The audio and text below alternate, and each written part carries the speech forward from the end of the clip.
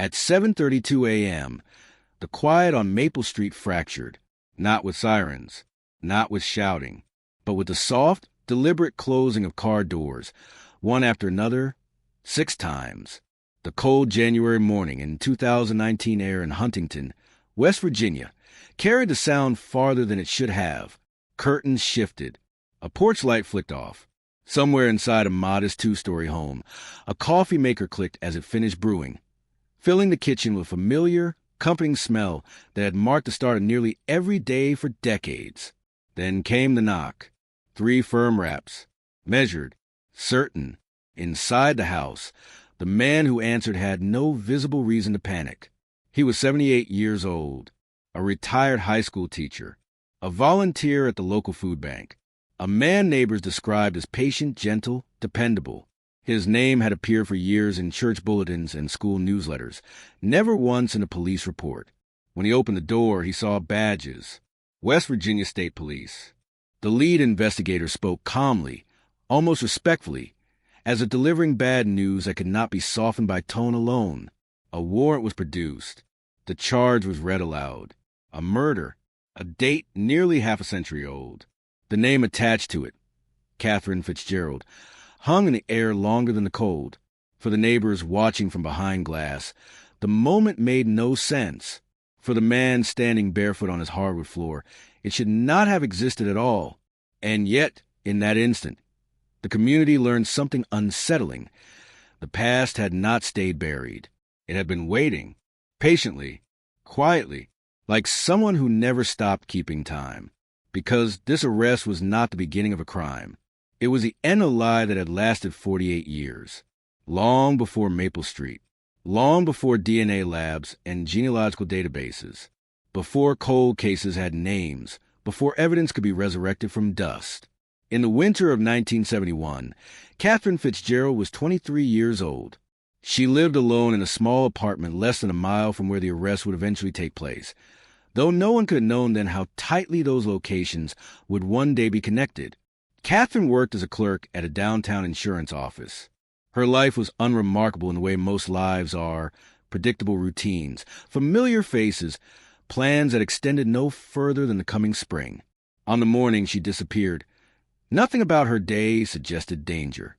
She locked her door. She wore her coat. She stepped into the cold believing she would be home by evening. She never was. When her body was discovered 2 days later, investigators focused on what they could see. There were no obvious witnesses, no signs of forced entry at her apartment. The physical evidence, limited, fragile, poorly preserved by the standards of the time, offered no clear suspect. There was one detail, however, that stayed with those who saw the scene. A scarf, still knotted carefully at her neck. It was an intimate detail, one that suggested closeness rather than chaos, familiarity rather than force. But in 1971, there was no reliable way to translate that implication into proof. Authorities worked the case as best they could. They questioned neighbors. They followed tips. They looked briefly at men on the margins, transients, strangers, anyone who stood out. And then, quietly, the investigation slowed. Files were boxed. Leads dried up. Catherine Fitzgerald became another unsolved name, another photograph fading on a bulletin board few people still checked. What no one realized was that the person responsible had not fled. He stayed. He taught children. He raised a family. He became someone the community trusted without question. And for nearly 5 decades, the evidence that could have spoken for Catherine Fitzgerald sat in storage, silent, unrecognized, waiting for science to catch up with the truth. Back on Maple Street, as officers escorted the elderly man out of his home, the morning resumed its routines around them. Cars passed. A dog barked. A school bus hissed as it came to a stop. Life, indifferent to revelation, kept moving. But somewhere deep inside a state evidence vault, a single preserved fragment, overlooked in 1971, had finally found its voice. And it had just pointed directly to the man who made his coffee every morning at 7:30. The question now was not who he had become. It was who he had been all along. In 1971, Huntington, West Virginia, was a kind of place where danger felt distant. something that happened elsewhere to other people on the evening news. The Ohio River moved steadily past the city's edge, indifferent and constant, while neighborhoods like Catherine Fitzgerald's existed in a rhythm so familiar it barely registered as life at all. Doors were locked out of habit, not fear. Neighbors recognized footsteps on stairwells. A knock at the door was usually expected. Catherine fit easily into that world. She woke early on weekdays, leaving her apartment just after 8, scarf wrapped neatly against the January cold. The same corner store clerk saw her most mornings. The same bus stop. The same walk home in the evening. Briefcase tucked under her arm. Keys already in her hand before she reached her door. Nothing about her routine stood out, except how consistent it was. That consistency would later become one of the most haunting parts of her disappearance. On the day she vanished, Catherine followed every familiar step. She went to work. She spoke with co-workers. She left the office at her usual time, somewhere between the bus stop and her apartment. Her predictable world quietly broke apart. When she didn't show up for work the next morning, concern arrived slowly. Catherine wasn't reckless, but she was young. Maybe she'd taken a spontaneous trip.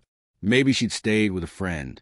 It wasn't until the second day, when her phone rang unanswered, when her supervisor drove by her apartment and saw her car still parked, that worry hardened into something heavier. Police were called. The door to her apartment was locked. Inside, nothing looked disturbed. Her purse was there, her bed untouched. There were no signs of a struggle, no broken glass, no overturned furniture. It was as if Catherine had simply stepped out and evaporated. That illusion didn't last. Her body was discovered in a wooded area outside town, partially concealed by brush that did little to hide what had happened. The cold had slowed decomposition, preserving details investigators would later wish they understood better. There were signs of violence, but not the kind that screamed chaos. There was no frenzy, no obvious overkill. And there was a scarf, still tied, still deliberate. To experienced investigators, it suggested something deeply unsettling, that Catherine may have known her attacker, or at least trusted him enough not to resist at first. But in 1971, interpretation was not evidence. Suspicion without proof led nowhere. The original investigation moved fast, then stalled just as quickly. Detectives canvassed the area. They questioned co-workers, neighbors, former classmates. Names were written down, crossed out, written again. A few men were briefly considered. None were charged. Physical evidence was collected, but forensic science at the time offered little beyond blood typing and basic fiber comparison. DNA as a tool did not yet exist. What couldn't be explained was eventually set aside. Within months, the case cooled. Catherine Fitzgerald's name joined a list no one wanted to look at too closely. Her family grieved in private, trapped between loss and uncertainty, unable to mourn fully without knowing the truth. Meanwhile, the town moved on. A new school year began. Streets were repaved. Children grew up. Among them were students who would later remember a certain teacher, soft-spoken, attentive, always willing to stay late to help. He had been in Huntington in 1971. He had lived nearby, but he was never questioned. Not because police protected him, because they never saw him. He didn't match the profile they were looking for. He didn't drift. He didn't threaten. He belonged.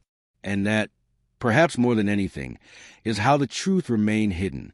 Evidence was boxed and labeled. Reports were filed. The scarf was photographed, then stored. A single biological trace, insignificant by the standards of the time, was preserved without anyone realizing it would one day carry a voice powerful enough to shatter an entire community's understanding of itself. For decades, Catherine Fitzgerald existed only in memory and paperwork, a tragedy people spoke about less and less, until silence felt easier than questions with no answers. But silence, like evidence, does not erase itself. It waits.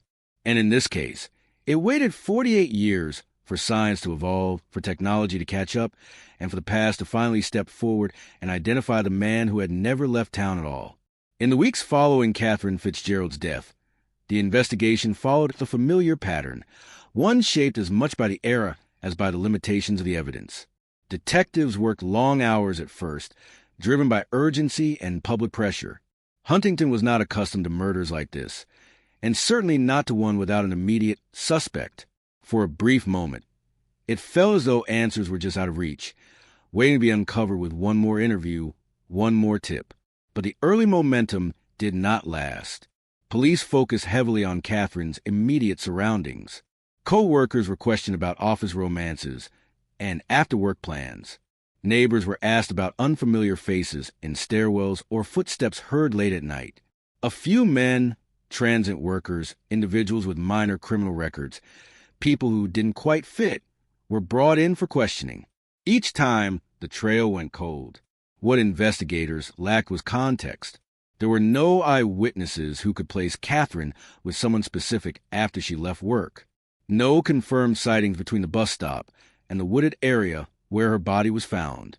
Her routines, once comforting in their predictability, now worked against the investigation.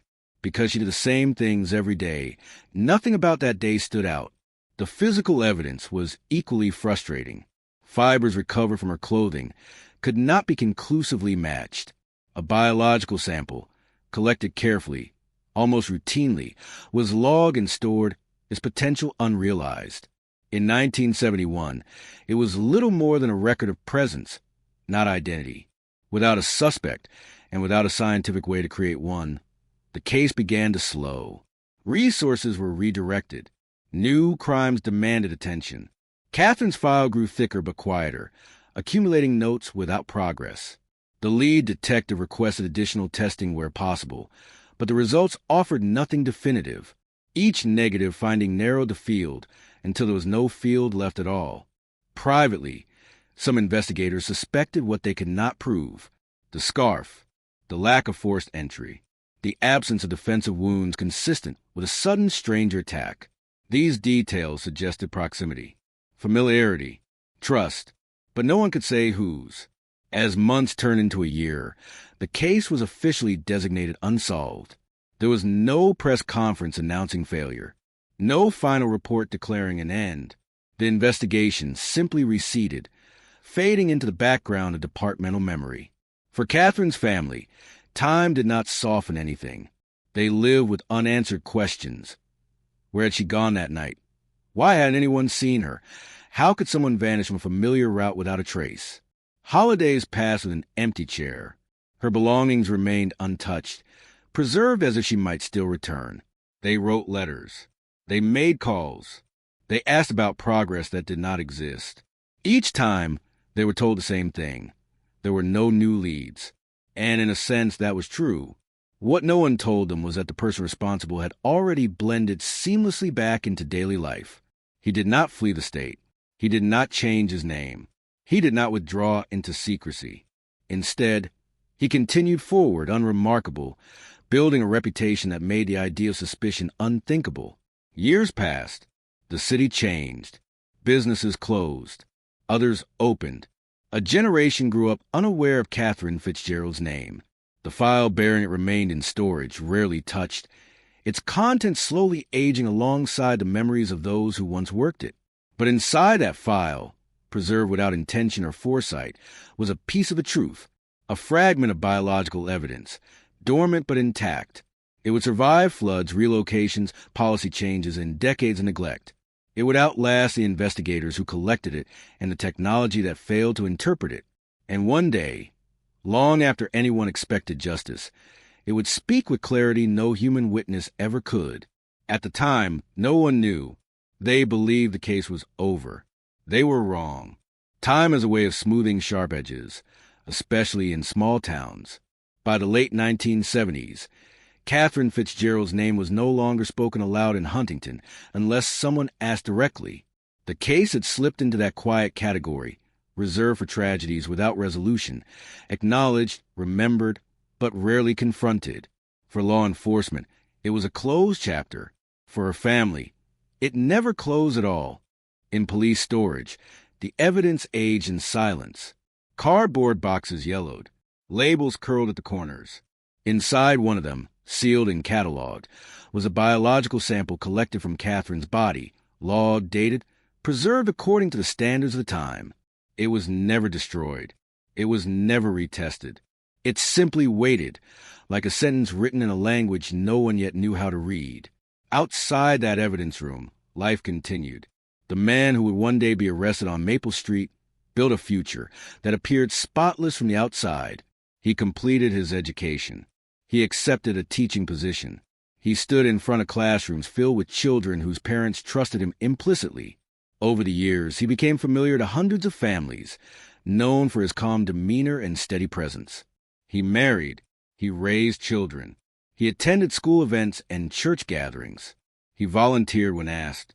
When people described him, the word that came up most often was reliable.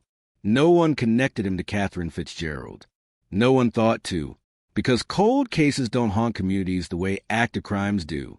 They fade into abstraction, stories without faces, numbers without urgency. And the longer time passed, the easier it became to believe that whoever was responsible had disappeared, died, or simply belonged to some other place entirely.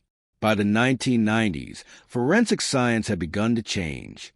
DNA profiling entered the criminal justice system, transforming investigations that once relied on intuition into cases built on genetic certainty. Across the country, old evidence was being revisited, retested, sometimes reopened with startling results. But not all cases made that leap. Some files remained untouched, not out of negligence, but because no one thought to look. Catherine's case was one of them. There was no suspect to compare DNA against, no confession to corroborate, no external pressure to justify the cost of re-examination. So the years continued to pass. Her parents aged. One died without answers. The other held on to hope quietly, privately, unwilling to accept that time could erase truth. Each anniversary came and went, marked only by memory. Meanwhile, the man at the center of the crime aged too, into respectability, into anonymity, into a role so deeply embedded in the community that it seemed incompatible with violence. He became a grandfather. He became someone people asked for advice. If anyone had suggested he was capable of murder, they would have been dismissed immediately. That assumption, that evil must look obvious, was the crime's greatest shield. In 2015, nearly 44 years after Catherine Fitzgerald was killed, a quiet decision changed everything. A cold case review unit within the West Virginia State Police began auditing older unsolved homicides, looking specifically for cases where biological evidence still existed. Catherine's file resurfaced. The scarf was photographed again. The reports were reread. And the biological sample, long forgotten, was flagged for modern testing. When the DNA profile came back, it didn't match anyone in the criminal database. For a moment, it seemed like another dead end. Then investigators made a different choice. Instead of looking for a criminal, they looked for a family.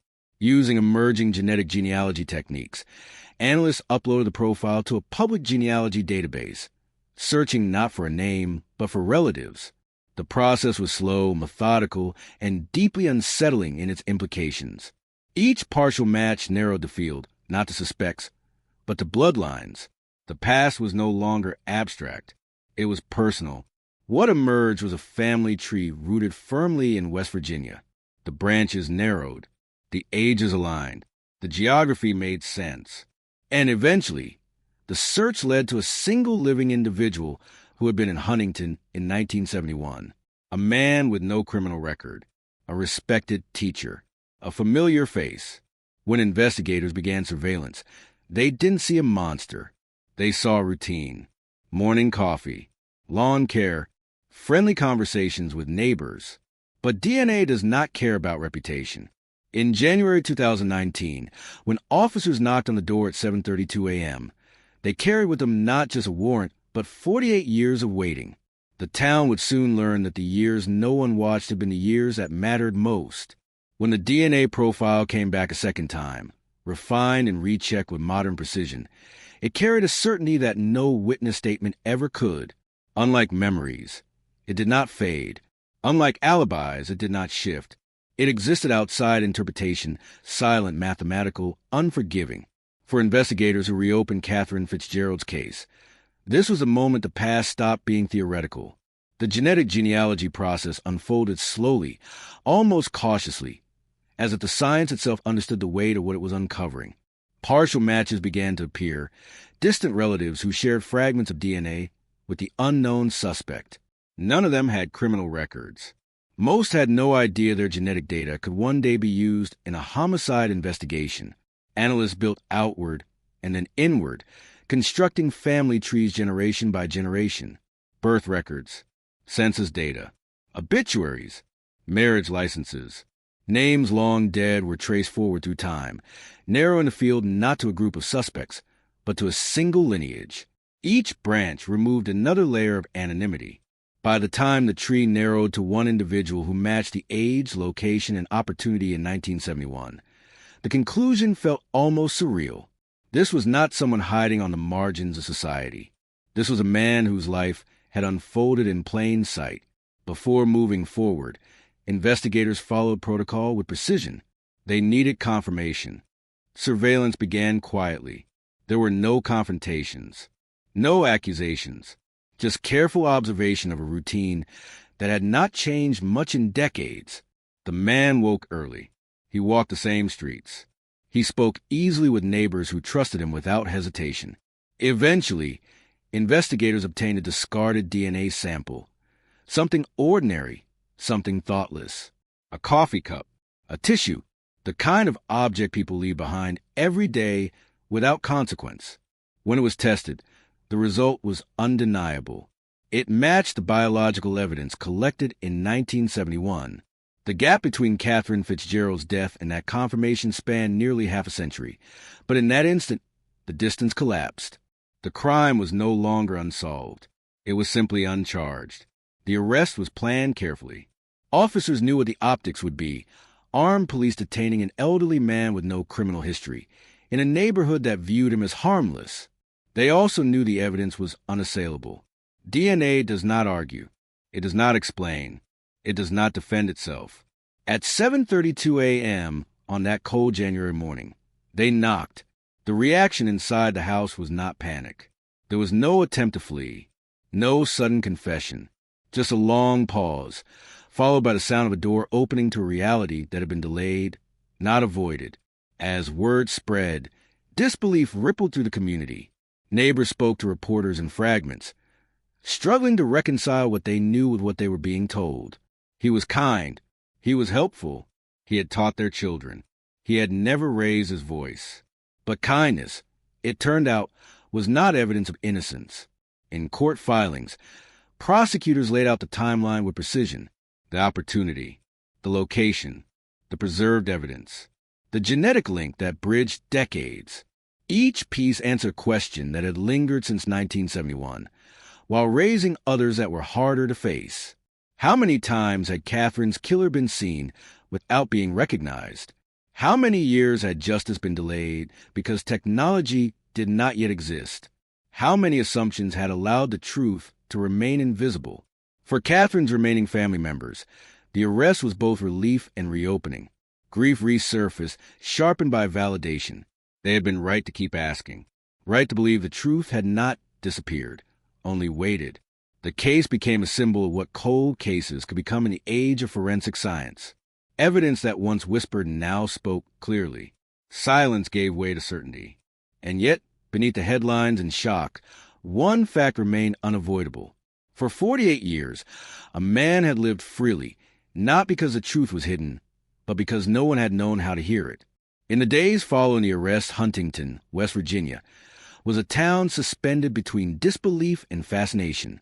The story spread quickly, each retelling emphasizing the shocking contrast. A man respected for decades, a trusted teacher and volunteer, now accused of murder committed nearly half a century ago. Sidewalks where children waited for school buses became informal stages for reporters and neighbors alike, each recounting fragments of memory in search of coherence. How could someone so familiar, so ordinary, have committed such a violent, personal crime? The question haunted every conversation, every glance, every sigh that slipped through doorways and over fences. To those who had known him, the accusation was incomprehensible. Former students spoke of him as the kind of teacher who stayed late after class to ensure every child understood the lesson, the one who remembered birthdays, helped with college applications, and listened when no one else did. Parents described him as reliable, patient, and principled, a man you trusted implicitly with your most precious responsibility, your children. Church members remembered him volunteering for decades without recognition, quietly giving back to a community that had come to depend on his presence. In their collective memory, he embodied safety, civility, and stability. Violence, murder, betrayal, none of these fit the picture they carried in their minds. But investigators knew otherwise. They had seen the patterns before, the way murder often hides behind familiarity, how the most ordinary of lives can conceal the most extraordinary crimes. Crimes like Catherine Fitzgerald's were rarely the work of strangers or transient predators. They were often committed by those who understood the routines of their victims, who move in the shadows of everyday life without leaving a trace. Familiarity, the very thing that offered him protection in 1971, had shielded him for decades. Court documents, painstakingly prepared, outlined the proximity, opportunity, and access that had existed in 1971. The accused had lived within walking distance of Catherine Fitzgerald, well aware of her habits, her routines, her daily paths. The scarf found tied around her neck, a detail that once seemed minor, now gained chilling significance. It suggested a connection beyond force or impulse, an intimacy that made the assault even more personal. At the time, such details could not be translated into evidence. Now, combined with DNA analysis, they became a cornerstone of the prosecution's case. The defense tried to leverage the passage of time. They highlighted the decay of memories, the potential mishandling of decades-old evidence, the impossibility of reconstructing events that had faded into fog of nearly 50 years. They presented character witnesses to argue that the accused had led a life of lawfulness and respectability, emphasizing his decades-long service to the community, his lack of criminal behavior, and his age. On the surface, these arguments appear compelling. How could someone so integrated into society also be capable of such a heinous act? Yet time, in this case, worked against him. Memories are fallible, alibis are fragile, and character assessments, no matter how positive, cannot erase a biological truth. The DNA evidence, preserved carefully from the scene, did not lie. It spoke with a precision and authority that humans could not dispute. Every partial match, every genealogical tree, every carefully traced relative pointed to him. By the time the genetic profile was confirmed with a second, discarded DNA sample, the narrative had shifted from doubt to inevitability. For Catherine's family, the revelations reopened wounds that had never fully healed. Grief returned not as a dull ache, but as a vivid, sharp presence. Each courtroom hearing became a stage where decades of uncertainty were replayed in excruciating detail. The family listened as prosecutors described his proximity to Catherine on the day she disappeared, his opportunity to commit the crime, and the genetic evidence that tied him irrefutably to her death. The same man who had been a figure of trust and normalcy for decades was revealed in court as the perpetrator, a reality too staggering for some to absorb in a single sitting. The community struggled as well. Neighbors revisited memories, conversations, and interactions that suddenly felt tainted. A wave of moral shock swept through the town. The teacher who had comforted their children, the volunteer who had cleaned up after charity events, the neighbor who had helped with yard work. He had carried with him a secret none could have imagined. Trust, once implicit and unquestioned, felt fragile and precarious. In the end, the mask had held because it had to. The accused never drew attention to himself. He lived quietly, predictably, and reliably. He performed the rituals of ordinary life with diligence, mornings spent making coffee, evenings attending school board meetings, weekends at church gatherings. He did not flee. He did not hide. He did not, in any obvious way, betray his secret. His life was a camouflage so ordinary that it became invisible. And yet, the past has a way of surfacing. The scarf, the carefully preserved biological evidence, and the advances in forensic science revealed a reality that could no longer be ignored. The mask that had held for decades finally slipped, not through confession or error, but through the unrelenting certainty of science. In the courtroom and in the press, the truth emerged.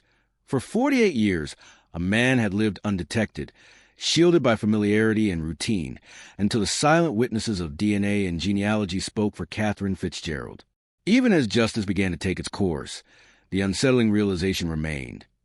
The mask could hold only for so long, and sometimes the ordinary faces of our communities conceal truths too horrific to imagine. The arrest sent shockwaves through Huntington in ways that were difficult to quantify. On Maple Street, neighbors replayed the morning in their minds. The unmarked cars, the tactical officers, the polite but firm knock that fractured the ordinary rhythm of daily life. Conversations that once focused on the weather, school events, and church activities now centered on disbelief, speculation, and fear. How could a man they had trusted for decades have committed such an unimaginable act? How had justice eluded them for 48 years? In a town that prided itself on familiarity and safety, the revelation was destabilizing. Residents began to scrutinize the ordinary moments they had long taken for granted. The neighbor who waved every morning, the teacher who stayed late to help students, the volunteer who organized community events. Familiarity no longer guaranteed safety. Ordinary behavior no longer implied innocence. The boundaries between trust and suspicion blurred, leaving unease in its wake. Local media coverage intensified the collective shock. Headlines proclaimed the arrest with stark finality, contrasting the accused's decades of community service with the violence of his alleged crime. Reporters interviewed former students, neighbors, and colleagues, gathering testimonies that oscillated between admiration and disbelief. One former student recalled sitting in his classroom, never imagining that the man at the front of the room could commit such a heinous act. A neighbor remembered borrowing tools from him, exchanging pleasantries over fences, unaware that their conversations were with a person capable of concealment for decades. For Catherine Fitzgerald's family, the arrest reopened wounds that had never fully healed. The days and weeks following the news were an emotional whirlwind, mixing relief, anger, grief, and a complex satisfaction that justice, however delayed, was finally being served. Relatives reflected on years of unanswered questions, holidays marked by absence, birthdays passed quietly, and the persistent, gnawing uncertainty of what had truly happened. Now, after decades, they could confront the truth and begin a process of closure, however slow or painful it might be. The town's law enforcement also faced scrutiny.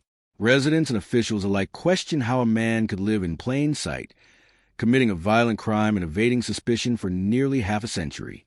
Investigators explained the limitations of 1971 policing. Forensic technology had been rudimentary, resources limited, and investigative methods far less sophisticated than today.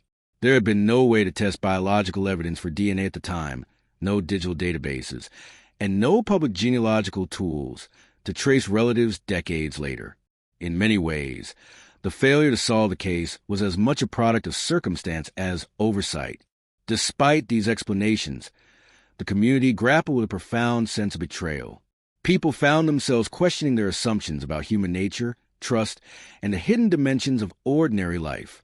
What it looked like an unremarkable, dependable life had concealed capacity for violence, a reality that challenged the town's collective understanding of safety and morality. In schools, former students whispered in hallways, trying to reconcile memories of a kind teacher with the staggering allegations.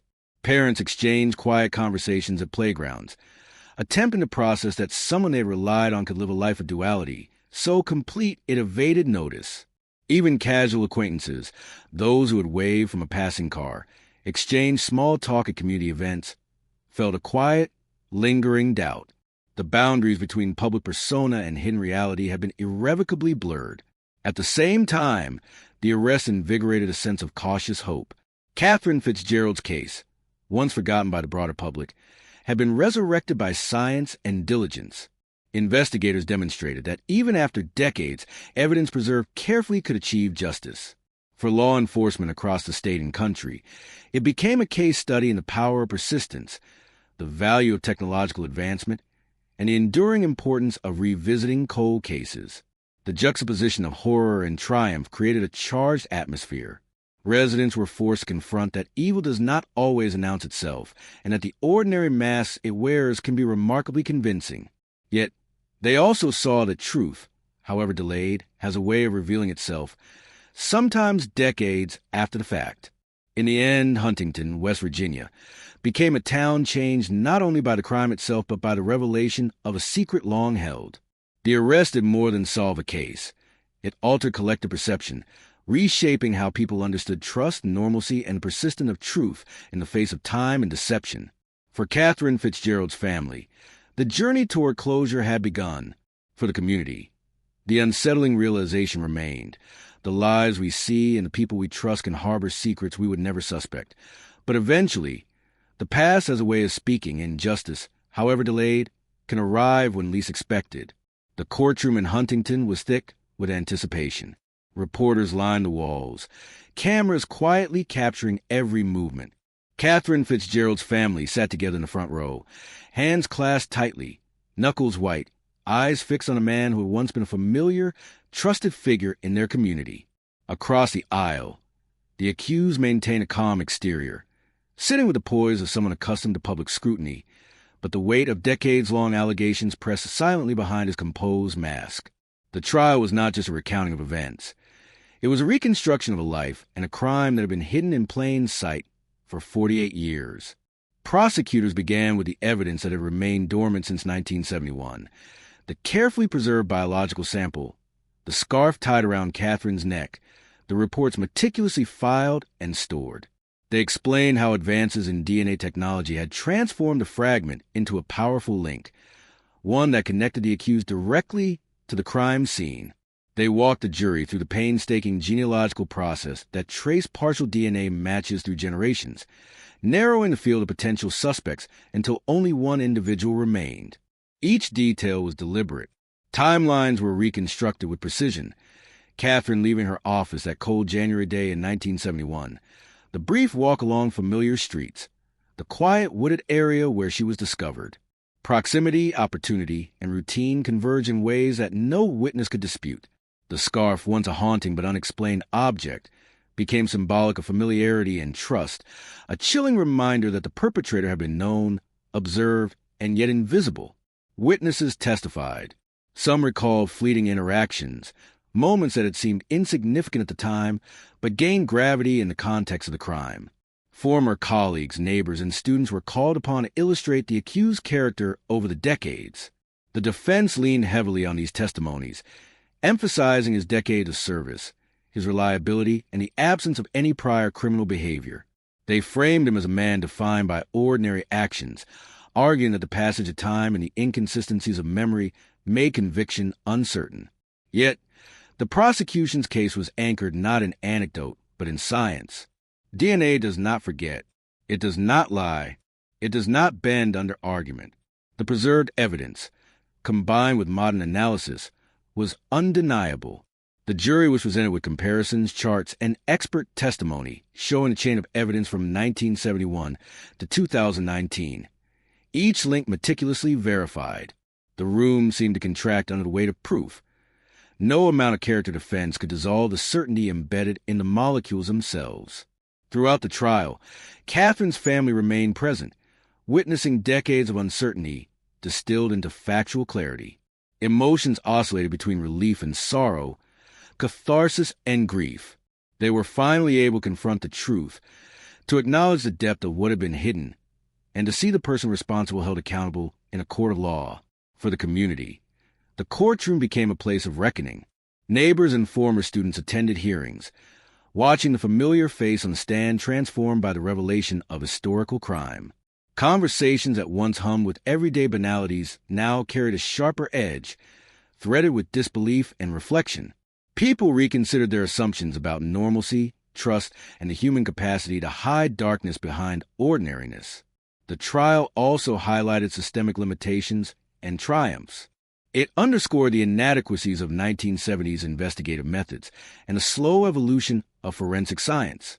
At the same time, it celebrated modern breakthroughs, DNA profiling, genetic genealogy, and the dedication of investigators willing to revisit cold cases decades after initial failures. The narrative was as much about societal progress and scientific persistence as it was about a single act of violence. By the end of proceedings, the truth had emerged fully. Catherine Fitzgerald's murder was no longer a name on a forgotten police file. It was a crime meticulously documented, understood, and attributed. The accused, once a trusted figure, was revealed as the perpetrator, and the curtain of decades-long invisibility was lifted in its entirety. As the courtroom emptied, the gravity of decades-long concealment settled over Huntington. Families and community members began the slow process of processing shock, betrayal, and ultimately, the lessons of vigilance, resilience, and the enduring power of truth. Catherine Fitzgerald, though lost, had finally been given a voice through evidence that transcended time, a voice that could no longer be ignored or denied. Even as the courtroom proceedings unfolded, the story of Catherine Fitzgerald's murder was inseparable from the evidence that had patiently endured decades of neglect, waiting for the right moment to speak. What had once been a small, overlooked biological sample collected in 1971 had transformed into the central pillar of justice. It was a silent witness, a fragment of truth preserved in time, carried within it the story of the crime, the perpetrator, and the betrayal of ordinary trust. In 1971, the technology to interpret DNA did not exist. Investigators had documented the scene meticulously for their era. Photographs, notes, sketches, and the now iconic scarf tied delicately at Catherine's neck.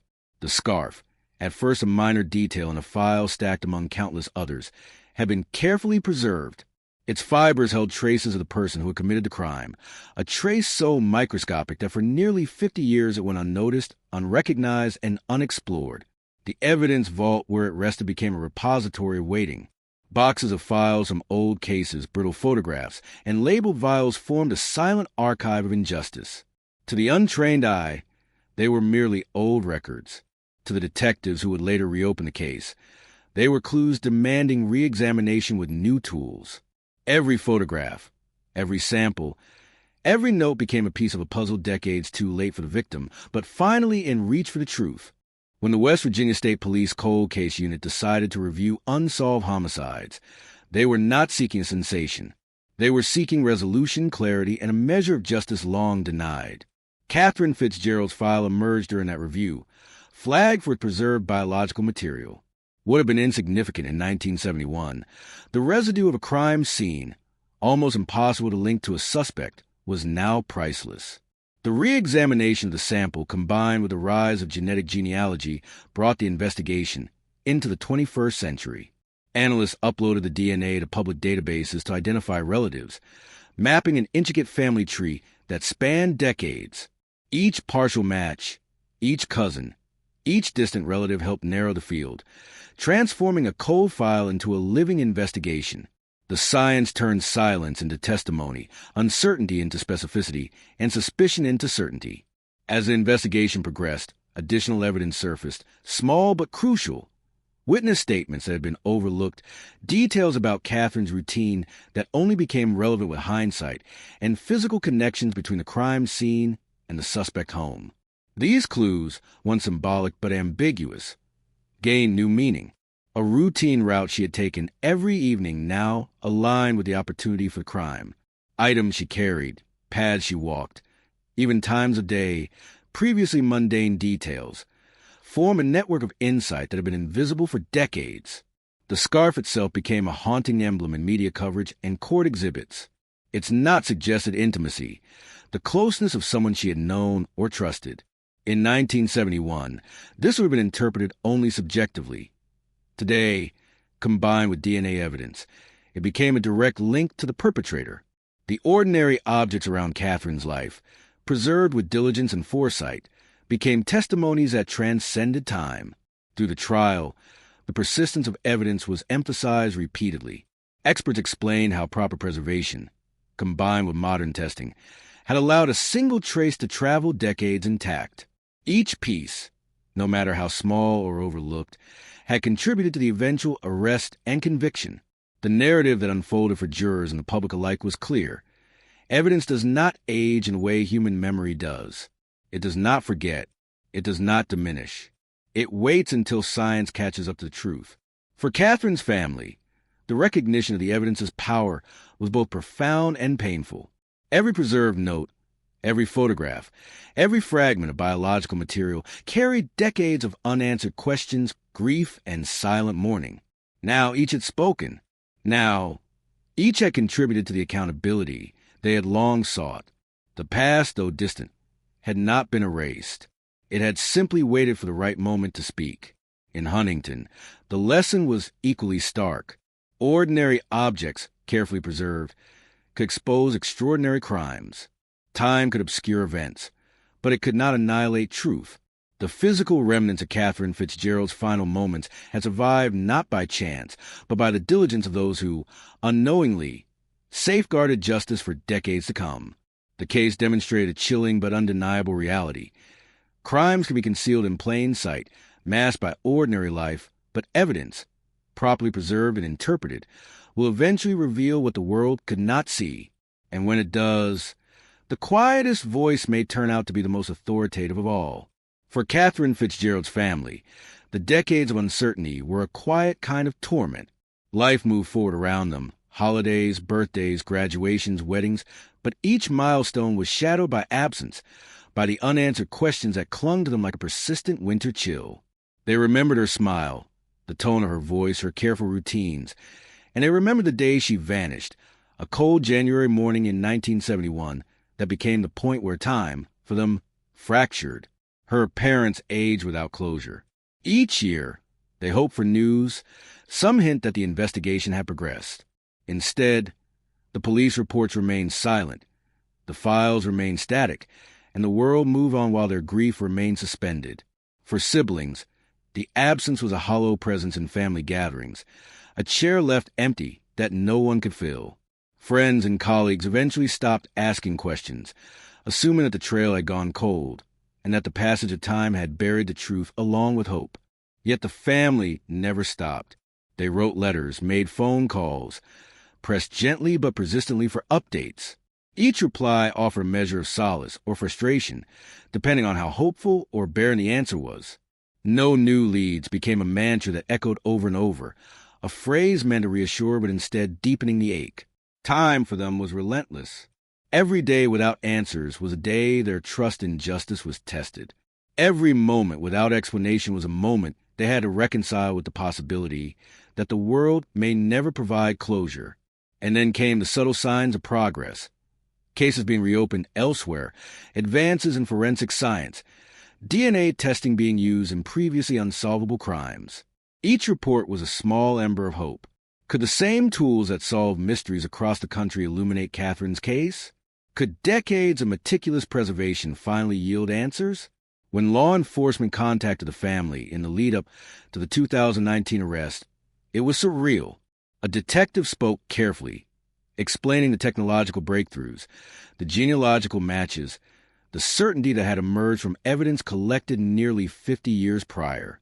The family listened in disbelief, their emotions a volatile mixture of relief, anger, grief, and anticipation. It was almost unimaginable. The world that had moved on without Catherine now paused momentarily to confront the truth that had been waiting all along. The weeks leading up to the arrest were emotionally turbulent.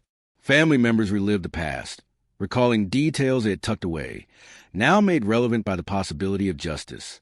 Conversations that had once felt private, painful, and hopeless became necessary discussions about testimony, expectations, and the weight of decades-long grief finally confronting resolution. Every story told, every memory shared, became a piece of the narrative that would soon intersect with the courtroom proceedings. When officers arrived at the suspect home on that cold January morning, the family experienced a strange paradox. Relief was interwoven with sorrow. Gratification was tempered by the knowledge that no amount of evidence could undo the years of waiting, the lost time, or the life that had been stolen from Catherine. The arrest was a moment of validation, a recognition that their grief had not been in vain, and that their insistence on pursuing truth had endured alongside the case itself.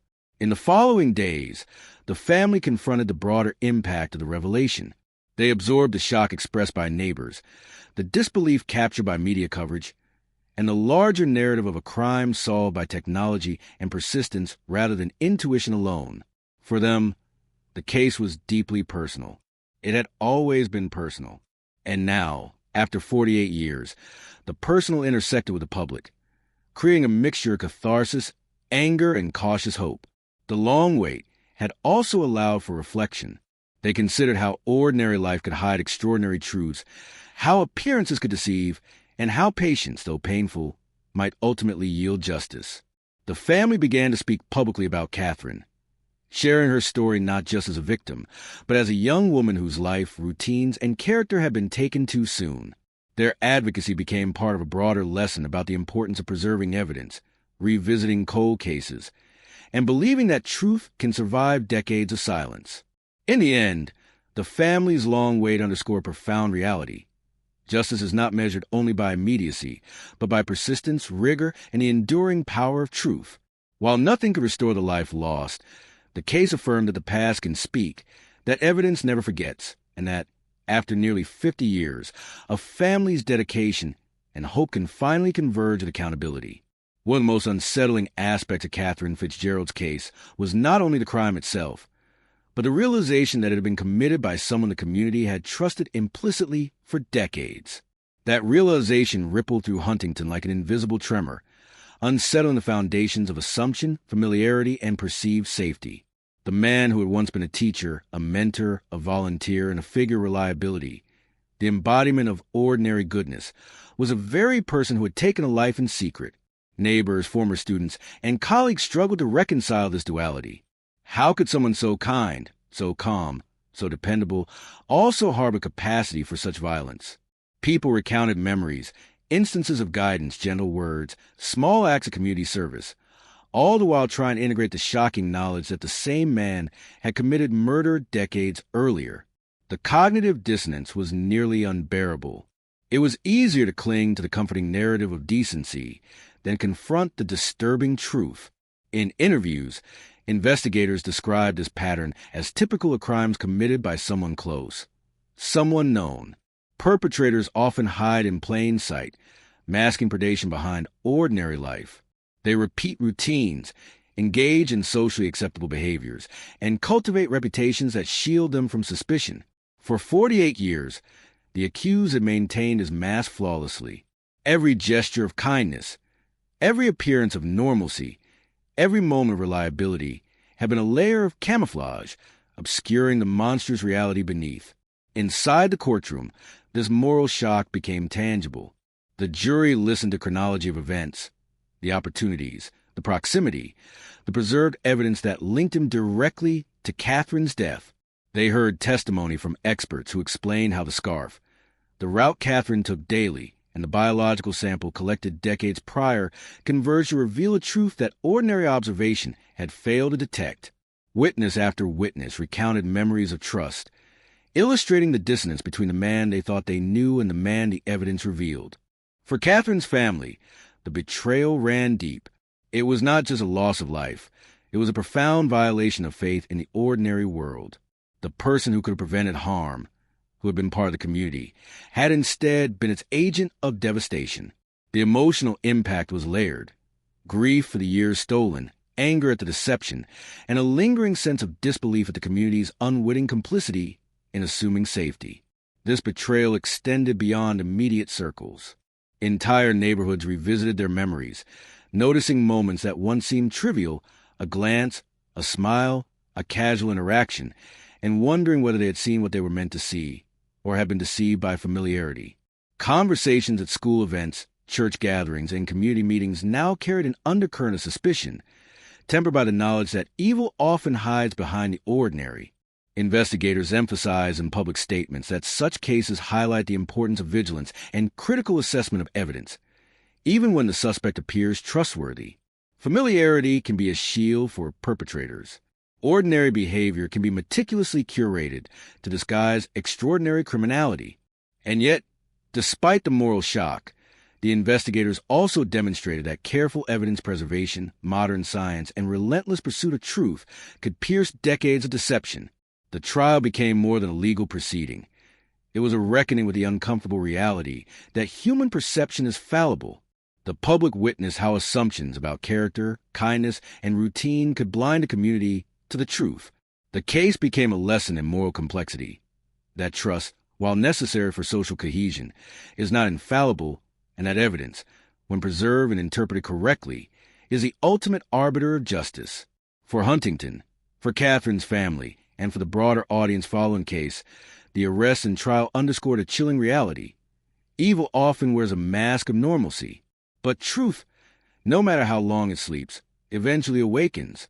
The moral shock of trust betrayed was painful, yet it was necessary. It transformed grief into understanding, disbelief into clarity, and long-delayed justice into an affirmation that, even after decades, accountability could be achieved. In the coming weeks, as the courtroom proceedings drew closer to a conclusion, one theme became inescapable. The ordinary life of a predator, meticulously constructed, could no longer obscure the extraordinary diligence of evidence and science that exposed him. The community was forced to confront the paradox. The man they had celebrated for decades had committed the crime they had long mourned, and yet the very structures of justice, patience, preservation, and technology had ensured that truth could not remain hidden forever. The culmination of Catherine Fitzgerald's case was more than a verdict. It was the moment decades of uncertainty, grief, and silence were finally confronted by accountability. The trial had unfolded with meticulous attention to detail, reconstructing events that had been hidden in plain sight for nearly half a century. Evidence that had once been insignificant now spoke with unwavering authority. The scarf, the preserved biological sample, the genetic genealogy results, and the corroborated timelines formed an unbroken chain linking the accused of the crime. When the court rendered its decision, it was a moment of profound resolution. The man who had lived quietly in Huntington, weaving decades of ordinary life around the dark secret of Catherine's murder, was found guilty. For her family, the verdict did not erase the loss, but it delivered recognition and validation. They had spent years with unanswered questions, haunted by the absence of justice. Finally, the truth had been acknowledged and the person responsible held accountable. The community, too, grappled with the implications. Shock gave way to reflection. People revisit assumptions about trust, ordinary life, and human nature. They realized that kindness, reliability, and public service, even when consistent for decades, did not guarantee innocence. The case became a somber lesson in vigilance, the fragility of perception, and the power of evidence preserved over time. Huntington had been forced to confront the uncomfortable truth that evil could reside in the most familiar faces, and yet the mechanisms of justice, patience, diligence, and scientific advancement had prevailed.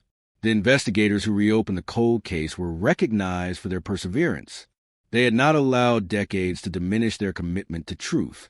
Their work underscored the vital importance of preserving evidence, revisiting unsolved cases, and employing modern technology when possible. In Catherine Fitzgerald's case, every careful step taken in 1971, every photograph, every note, every preserved fiber had contributed to the eventual resolution. Evidence that, never forgot, had ultimately delivered justice. For Catherine's family, the legacy extended beyond closure. They began to speak publicly about the case, sharing her story to honor her memory and to highlight the importance of persistence in cold cases. The narrative served as a cautionary tale about the duality of human character, the persistence of truth, and the vital role of forensic science in illuminating the darkest corners of human behavior. Their advocacy became a part of the larger conversation about justice delayed, but not denied. In a broader sense, the case reshaped the community's understanding of safety, trust, and accountability. It highlighted how ordinary life can conceal extraordinary deception, but also how justice, bolstered by careful preservation of evidence and technological innovation, can eventually correct historical wrongs. The arrest and conviction demonstrated that truth, even when obscure for decades, has a way of emerging, and that time does not diminish the moral imperative for accountability. Catherine Fitzgerald's story became emblematic of resilience, the resilience of family, of investigators, of evidence itself. While her life was tragically cut short, her memory and the careful work surrounding her case ensured that her death was not in vain. Her case reaffirmed a vital truth, that the ordinary can mask the extraordinary, that time may conceal but cannot destroy truth, and that justice, no matter how delayed, ultimately has the power to prevail. As Huntington slowly returned to routine, there remained a quiet acknowledgement that nothing would ever be quite the same. Yet amidst grief, shock, and reflection, there was a measure of closure and the knowledge that the mechanisms of justice, diligence, science, and perseverance could pierce even the longest shadows of deception. Catherine Fitzgerald's voice, preserved in evidence and memory, had finally been heard, her story no longer a cold file, but a testament to the enduring power of truth. With justice delivered, the community, the family, and the investigators could begin the long, fragile process of healing, knowing that at last the past had been confronted and the truth had survived.